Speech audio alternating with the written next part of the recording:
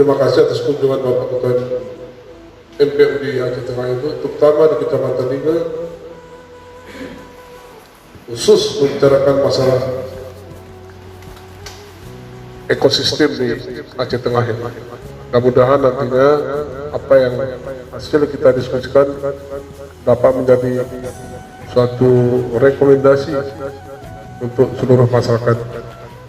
di Aceh Tengah, khususnya